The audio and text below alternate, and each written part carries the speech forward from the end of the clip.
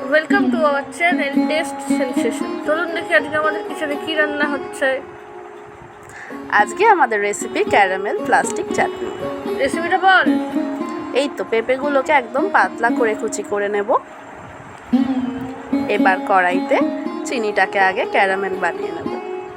চিনিটা একটু গলুক, সামান্য জল দিয়ে দিয়ে নাড়বো যাতে এটা সুন্দর ক্যারামেল হয়ে যায়।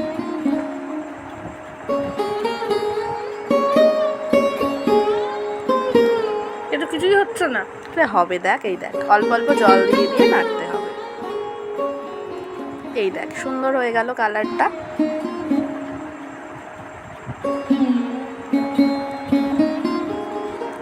এই দেখ, এবার আস্তে আস্তে জল দেব আর মেশাবো। একটু জল দিয়ে নিলাম, এবার এর মধ্যে পেঁপের কুচিগুলো দিয়ে দেব। এবার এগুলো এর মধ্যে ভালো মতো সেদ্ধ হতে থাক, একটু ঢাকা দিয়ে রাখতে হবে।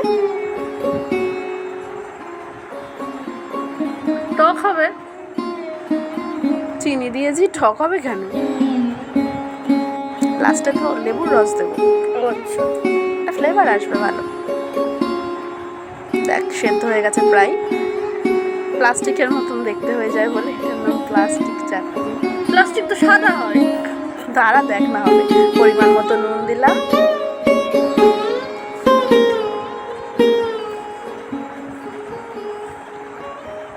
এটা বেশি কোনো ঝামেলা নেই, খুবই সোজা, এক্ষুনি হয়ে যাবে। হ্যাঁ, এবার কাজু কিশমিশগুলো দিয়ে দেবো।